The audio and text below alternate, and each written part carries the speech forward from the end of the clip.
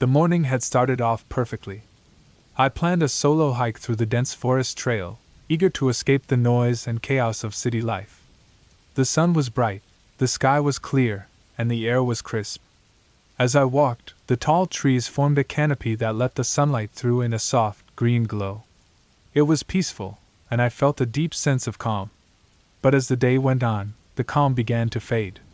The trail, which had been clear and easy to follow at first, gradually became more overgrown and hard to navigate. I tried to stay on track, but the path twisted and turned in ways that weren't on my map. I felt uneasy but tried to ignore it. Maybe I had taken a wrong turn. It was easy to get confused in a thick forest. After a few hours of hiking, I reached a small clearing. I was tired and decided to rest for a bit. As I sat on a rock, I noticed how silent it had become. The usual forest sounds, birds chirping, leaves rustling, were gone. A strange quietness filled the area, and I felt a shiver run down my spine. I tried to shake off the feeling, thinking it was just my imagination. I got up and continued down the trail, but now I was more cautious, peering ahead through the thick undergrowth. The forest seemed to grow darker, even though it was still daylight. The shadows between the trees were unnervingly deep. Then I saw it, a makeshift shelter, like a rough lean-to, hidden among the trees. It looked old and abandoned, but something about it felt off. I approached slowly, my heart racing. I noticed a few scattered items near the shelter, an old, rusty knife and some dirty clothing. A deep sense of dread settled over me. As I turned to leave, I heard a snap of a twig behind me. I spun around, but no one was there. I started walking faster, my pace quickening as the forest seemed to close in around me. The path was becoming less clear, and panic began to rise.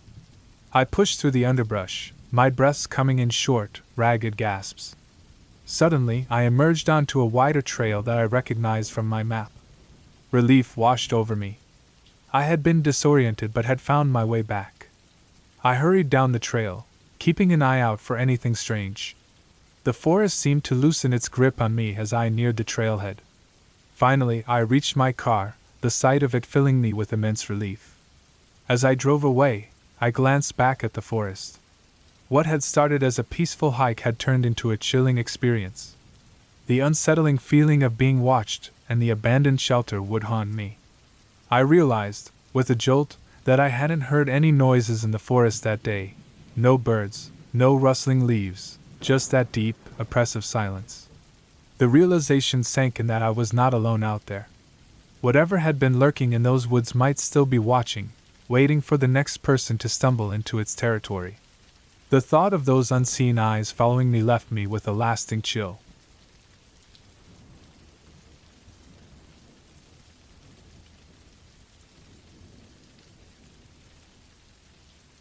I decided to hike alone that weekend. The weather was supposed to be good, and I needed a break from my usual routine. I picked a trail that was popular but not too crowded, thinking it would be a nice mix of being alone and being safe. The path started off easy, with wide, clear trails and gentle hills. As I got deeper into the woods, the trail got narrower and rougher, but I liked the challenge. The view was amazing. Tall pine trees surrounded me, their needles creating a soft ground to walk on.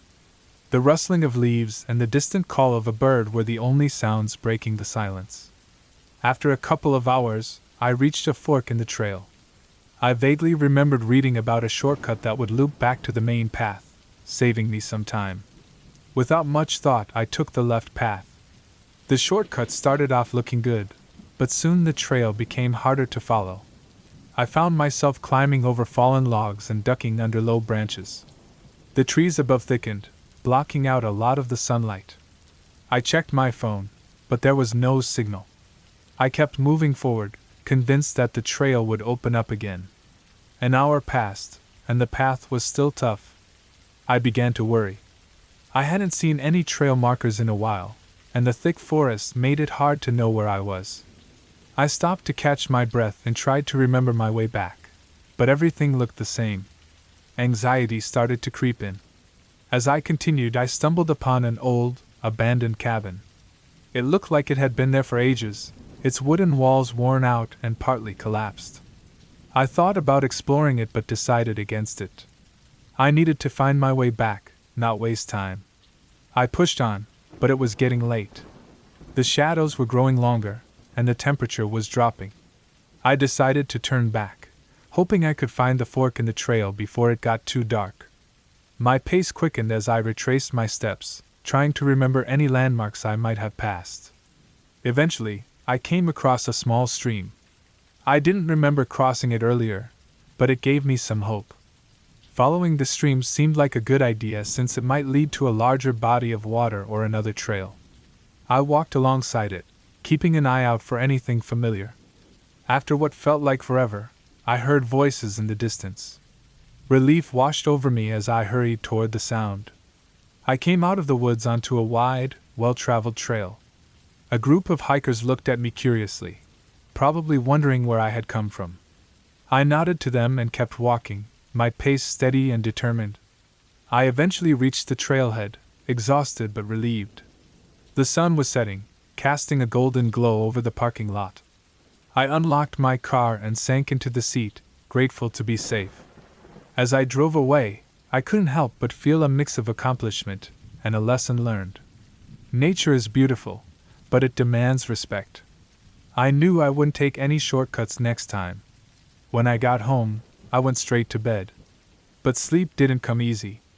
Every time I closed my eyes, I saw that abandoned cabin. I couldn't shake the feeling that something had been watching me from its darkened windows. As I finally drifted off to sleep, I heard a faint rustling outside my window, the same sound I heard in the woods. I sat up, heart pounding, but saw nothing. Maybe it was just the wind. Maybe.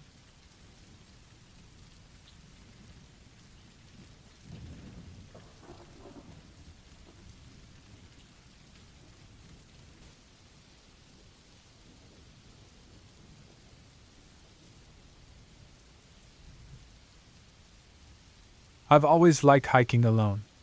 There's something about the quiet and the fresh air that clears my mind. Last weekend, I decided to try a trail I hadn't been on before. It was supposed to be a hidden gem, tucked away in the mountains and less crowded than the usual spots. I started early in the morning, just as the sun was coming up.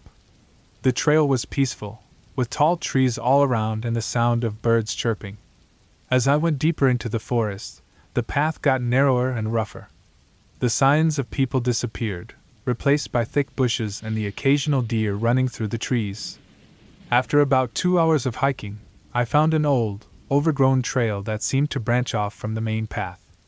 It wasn't on my map, but my curiosity got the better of me. I decided to follow it, thinking it might lead to a beautiful, secluded spot. The deeper I went, the more the trail seemed to disappear. The bushes were thick, and I had to push my way through branches and leaves. I started to get a strange feeling, like someone was watching me. I told myself it was just my imagination, but the feeling wouldn't go away. As I kept going, I noticed something weird. The forest around me was unusually quiet. The birds had stopped singing, and even the rustling of leaves in the wind had stopped. The silence was overwhelming, and it made my skin crawl. I kept going, determined to see where the trail led. After another hour of hiking, I came across an old, abandoned cabin. It looked like it hadn't been used in years, with vines growing up the walls and the roof caved in on one side. I felt a chill run down my spine, but my curiosity made me check it out. I approached the cabin carefully, my footsteps echoing in the silence. The door was slightly open, hanging on one hinge. Inside, the cabin was dark and smelled of damp wood and decay. I took a few steps in, the floorboards creaking under my weight. Suddenly, I heard a noise behind me. I turned around quickly, but there was nothing there. The feeling of being watched came back, stronger than before. My heart was pounding in my chest as I backed out of the cabin and started making my way back to the main trail. The way back seemed longer and harder. I felt a growing sense of dread, like something was following me, hiding in the shadows of the forest. I walked faster, trying to shake off the feeling. After what felt like forever, I finally reached the main trail. The familiar sounds of the forest came back, and the feeling of being watched slowly went away. I didn't stop until I was back at my car, my heart still racing. As I drove away, I couldn't shake the feeling that I had narrowly escaped something. I still don't know what it was, but I've decided to stick to the well-known trails from now on. The quiet of nature isn't worth the unsettling presence that followed me that day. But every now and then, when I'm alone in my room at night, I feel it again. The eyes watching me, hidden just out of sight. And I wonder if I really left whatever it was behind, or if it's still there, waiting.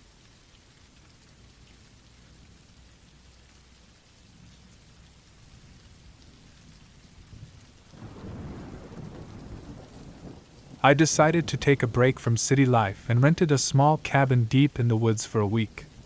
It was supposed to be a peaceful retreat, a chance to disconnect and find some quiet. The cabin was old but sturdy, hidden between tall trees, miles away from the nearest town. The first few days were perfect. I spent my time reading, hiking, and enjoying the sounds of nature. But on the third night, things started to feel off. I was in bed, trying to sleep, when I heard a faint rustling outside. It could have been an animal, so I ignored it. The next morning, I found footprints in the dirt around the cabin. They were human, not animal. They circled the cabin, stopping at each window. My heart raced as I realized someone had been watching me while I slept. I locked all the doors and windows, but I couldn't shake the uneasy feeling. That night, I kept a flashlight and a kitchen knife by my bed. The rustling returned, louder this time, and then came a soft tapping on the window. I held my breath, too scared to move. The tapping stopped after a few minutes, but I didn't sleep for the rest of the night. In the morning, I found more footprints, closer to the cabin. Whoever it was had tried the door. Panic set in, and I decided to leave. I packed my things quickly, my hands shaking. As I loaded the car, I saw something that made my blood run cold. In the dirt near the cabin was a fresh set of footprints, leading into the woods. They were larger, heavier, and headed in the direction I was planning to drive. I got into the car, started the engine, and sped down the dirt road, constantly checking the rearview mirror. About a mile down the road, I saw a figure standing in the distance, blocking the path. It was a tall man, dressed in dark clothes, staring directly at me. I floored the gas pedal, heart pounding, and the man stepped aside at the last moment, disappearing into the trees. I didn't stop until I reached the nearest town. I reported the incident to the local cops, but they didn't find anyone matching my description. They told me the woods had a history of strange happenings, and advised me not to return. I never went back to that cabin. The memory of those nights still haunts me. I often wonder who was out there, watching me, and what might have happened if I had stayed one more night. Every time I close my eyes, I see that tall man, and I can't help but feel like he's still out there, waiting. And every time I hear a rustle or a tap at my window, I'm reminded of how close I came to meeting him face to face. The peace I sought in the woods turned into a nightmare that follows me wherever I go.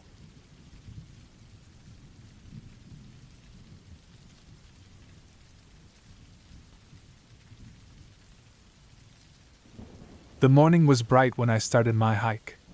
The trail was easy to follow, winding through thick woods that were usually peaceful and beautiful. I'd walked this path before, but today felt different, almost eerie. I walked for hours, the only sound being the crunch of leaves under my boots. As I climbed higher, fog rolled in, making it hard to see more than a few feet ahead. The temperature dropped, and a shiver ran through me. I tried to brush it off, convincing myself it was just the weather. As I turned a corner, I noticed something strange, a series of scratches on a tree. They were fresh, with the bark still wet. My heart started pounding. I realized I wasn't alone. I forced myself to keep going, though the uneasy feeling grew stronger. When I reached the top, the fog was so thick I could barely see my own hand in front of my face. I checked my map and compass, trying to figure out where I was. Then I heard a faint noise, like footsteps on leaves. I looked around but saw nothing. It was time to head back.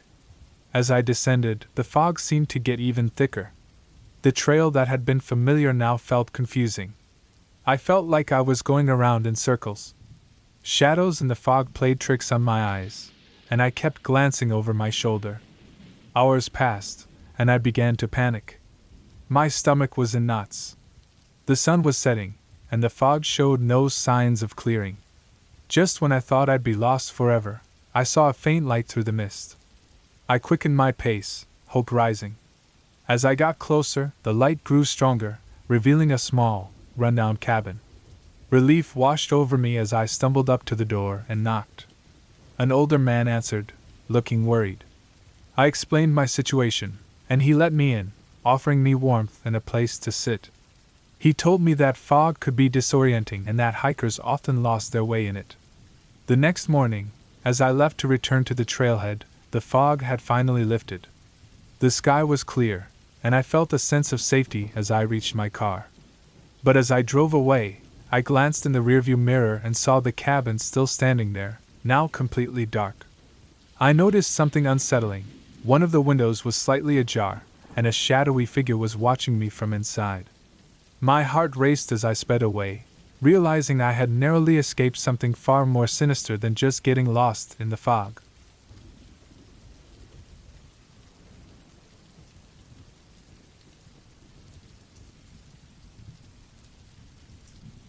The sun was going down behind the thick trees as I set up camp near the lake.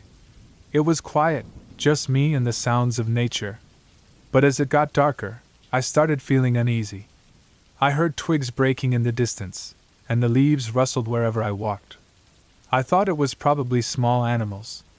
Night came, and I got into my tent with a flashlight. The woods around me got really quiet, except for some rustling now and then. I couldn't shake the feeling that someone was watching me. Suddenly, a twig snapped right outside my tent. My heart raced as I pointed the flashlight towards the sound, but there was nothing there. I tried telling myself it was just my imagination, but then I heard footsteps coming closer. Slow and careful. Fear gripped me when I realized I wasn't alone. I stayed still, listening hard. The footsteps moved around my tent, stopping every now and then. I wondered who or what it could be. After what felt like forever, the footsteps faded into the darkness. I hesitated, then cautiously unzipped the tent and looked outside. There was no one there, but a creepy feeling hung in the air. I thought about leaving right then, but decided to stay, hoping it was just some curious animal. The rest of the night passed without anything happening, but I couldn't sleep.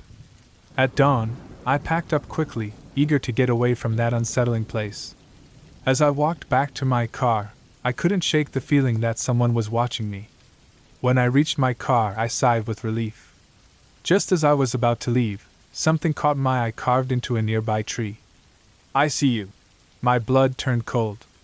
Without looking back, I jumped into my car and sped away, heart pounding with the realization that I had narrowly escaped whatever was out there in those woods.